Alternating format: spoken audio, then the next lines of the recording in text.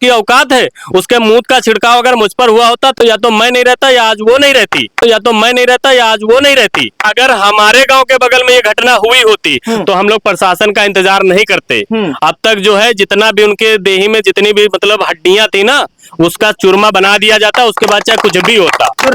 बात आप समझ लीजिए, सम्मान से बढ़कर कुछ नहीं है, ये भी रामायण में बताया गया है कि अगर आपका जो है स्वाभिमान और सम्मान के साथ खिलवाड़ हो रहा है तो सर कलम किए गए हैं। आपने देखा है ना महाभारत में क्या हुआ था, द्रौपदी के सम्मान को ठेस लगी थी, इसलिए पूरी महाभारत हुई। और ये महाभारत करने की क्षमता यादवों में है, फिर महाभारत होगी, ये आप बात मान लीजिए। भारत का शुद्धिकरण के लिए मजबूत लाठी चाहिए, अब समझ रहे हैं? वो नहीं चाहिए। अरे वोट मिले ना मिले उसकी बात छोड़िए, अगर इस तरह का जीवन जीना पड़े जहां पर एक महिला ये कह रही है कि आप ब्राह्मण औरत का मूत्र पीजिए तब आपका शुद्धिकरण होगा, तो इनका शुद्धिकरण सिर्फ लाठी और डंडों से होगा।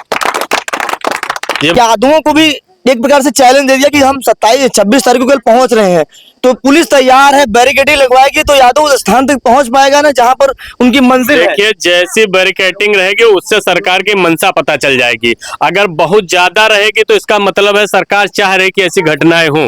यहाँ पर अगर सरकार को बुरा लगा तो अब सरकार को यह कह देना चाहिए कि आज से चाहे दलित हो, चाहे पासी हो, चाहे चमार हो, कुर्मी हो, मौर्य हो, यादव कोई भी हो, वो कथा कहेगा, किसी ठाकुर या किसी ब्राह्मण की औकात नहीं कि उसको रोक ले, सरकार आकर बोल दे।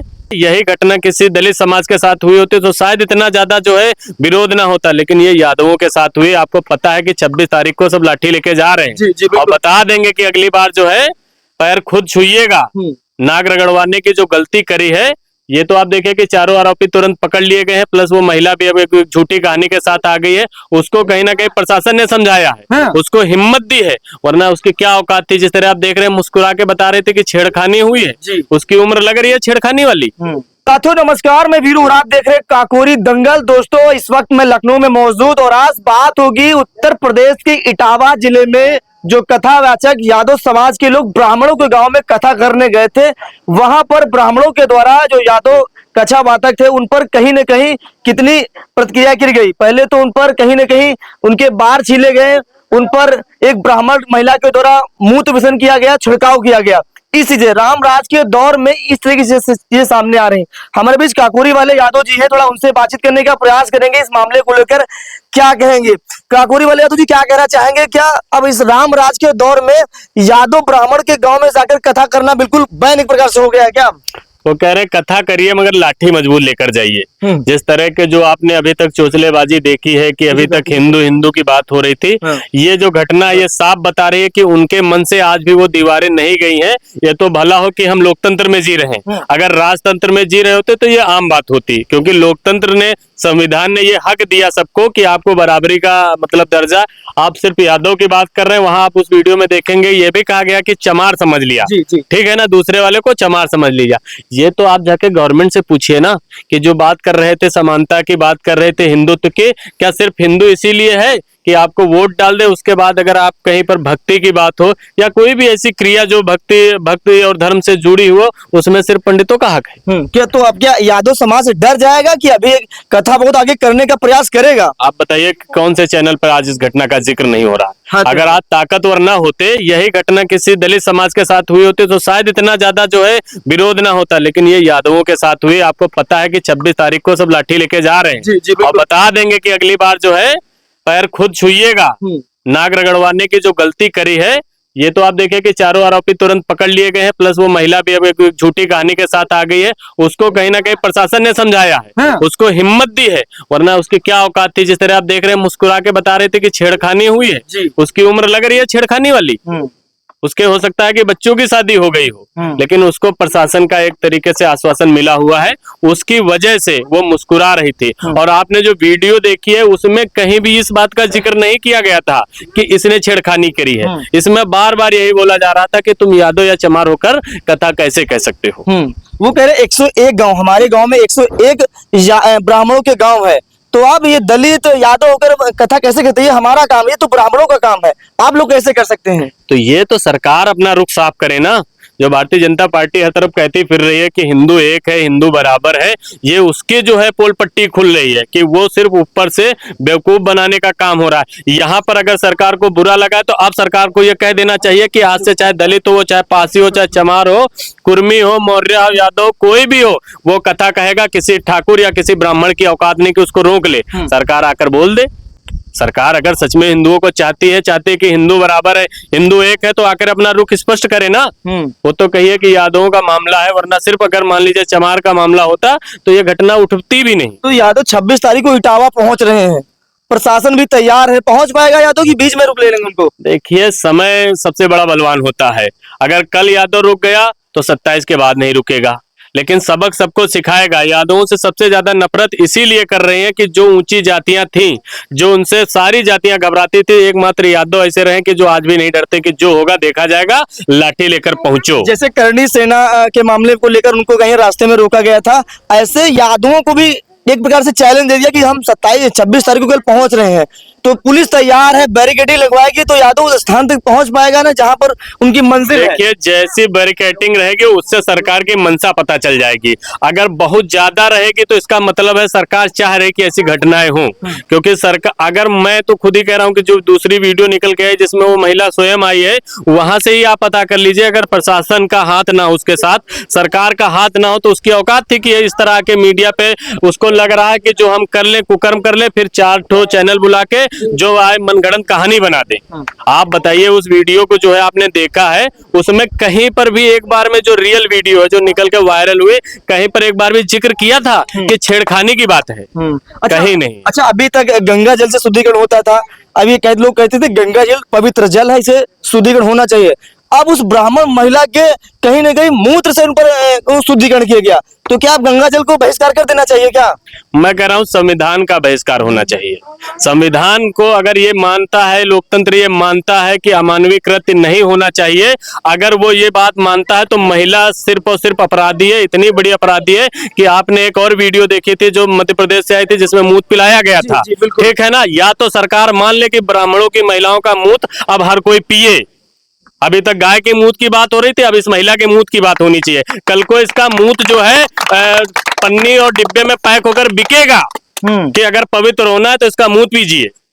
तो चंद्रप्रकाश जी इस बारे में क्या सोचते हैं? अगर वही बिकने लगेगा तो चंद्रप्रकाश जी कहीं शुद्धिकरण काम करेंगे तो उसका यूज करेंगे नहीं करेंगे, उसको खरीद कर लाएंगे नहीं लाएंगे पवित्र कामों में? हमारा कहने का मतलब है भारत का शुद्धिकरण के लिए मजबूत लाठी चाहिए। अब समझ रहे हैं? वो नहीं चाहिए। अरे वोट मिले ना मिले उसकी बात छोड़िए, अगर इस तरह का जीवन जीना पड़े जहां पर एक महिला ये कह रही है कि आप ब्राह्मण औरत का मूत्र पीजिए तब आपका शुद्धिकरण होगा, तो इनका शुद्धिकरण सिर्फ लाठी और डंडों से होगा।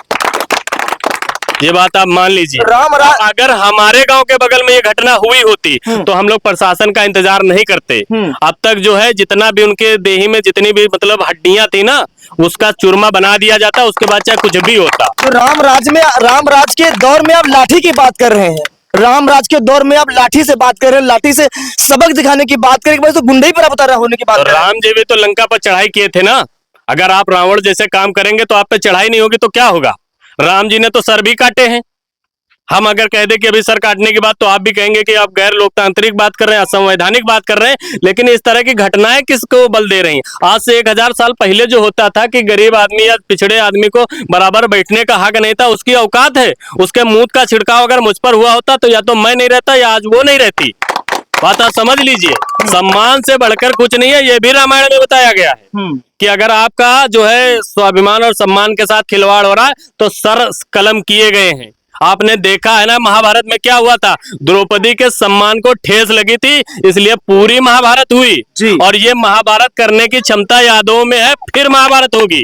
ये आप बात मान लीजिए। लेकिन ये दौर योगी जी का दौर है, यहाँ पर लाठी डंडों से फिर बातचीत होगी। अगर उपद्रव करेंगे तो योगी जी कहते हैं अगर कोई उपद्रव करेगा तो उसको से जवाब भी दिया जाएगा। तो क्या योगी जी के हिसाब से इस महिला ने और इसके जो भी लोग हैं इन्होंने उपद्रव नहीं किया है? आप क्या कह रहे हैं? उपद्रव सिर्फ जो किया जाएगा वो यादवों का माना जाएगा, मुसलमानों का माना जाएगा, दलितों का माना जाएगा। अगर कोई ठाकुर ब्राह्मण उपद्रव कर रहा है उसे उपद्रव नहीं कहेंगे आप क्या कहेंगे इस घटना को? आप बताइए। तो इस पर क्या वो जो है प्रतिक्रिया हो रही है? इस पर तो ये प्रतिक्रिया हुई है कि पूरे प्रशासन को बताया कि जाकर उस महिला को ढूंढिए, उसको बताइए कि डरिए नहीं, आकर कोई मनगढ़ंत कहानी बताइए। अब अगर उसका जवाब अगर सरकार नहीं दे पा रही तो कौन जवाब देगा? अच्छा, एक वो दौर था, एक रामराज का दौर था, जब प्रभु श्री राम कहीं ना कहीं माता सबरी के जूठे बेर खाए थे, और एक ये दौर चल रहा है कि जहां पर देखिए ये सब कांड हो रहे हैं, लगातार हो रहे हैं। तो असली रामराज कौन सा है? जब जहां पर प्रभु श्री राम का मंदिर दोबारा राम जी को मानना और राम जी की ठेकेदारी लेना दो अलग चीजें हैं। अगर आप राम जी को मान रहे होते तो जिस तरह उन्होंने सबरी के जूठे बेर खाए थे, वहां एक चमार व्यक्ति भी अगर कथा कहने जाता तो ब्राह्मणों को उसके पैर पूजने चाहिए थे कि आज शिक्षा इतनी बढ़ गई है कि एक दलित समाज का व्यक्ति कथावाचक बन गया। इसीलिए दलित समाज, इसीलिए उन्होंने जो है बाबा भीमराव अम्बेडकर को मान रहे हैं, वो हिंदुत्व से खुद को अलग इसलिए मान रहे हैं कि जिस धर्म में आपके लिए सिर्फ जलालत भरी हो, आप उस धर्म का हिस्सा क्यों होना चाहेंगे? आप बताइए। हम तो यादव हैं, यादवों को तो चलिए उतना नहीं अपमान सहना पड़ा जितना दलितों के साथ हुआ है। अगर मैं होता ना तो मैं भी त्याग करता।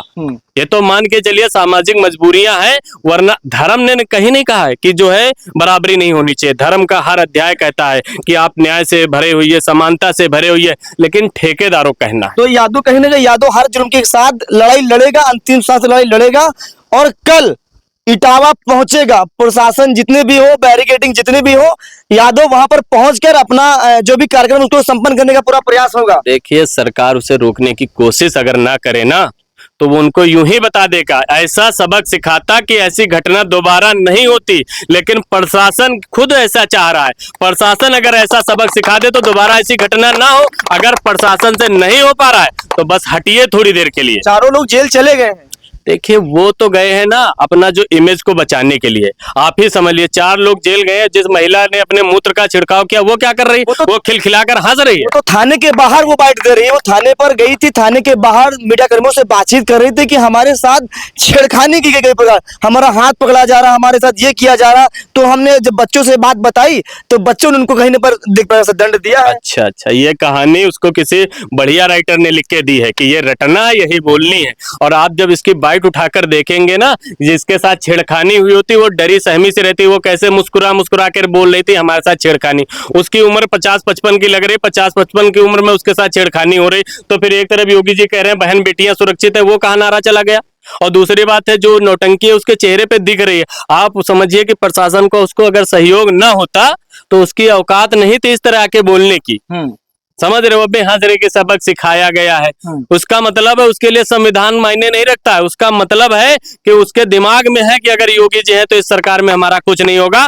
पुराना पाखंड वापस लाइए, वापस उन्हीं बेड़ियों को, उन्हीं दीवारों को खड़ा करिए जहां ऊंच नीच थी, जहां पर लोगों को बराबर समझा नहीं जाता। चलिए, बहुत बहुत शुक्रिया। हमारे बीच काकोरी वाले यादव से हमारी उनसे बातचीत हो रही थी।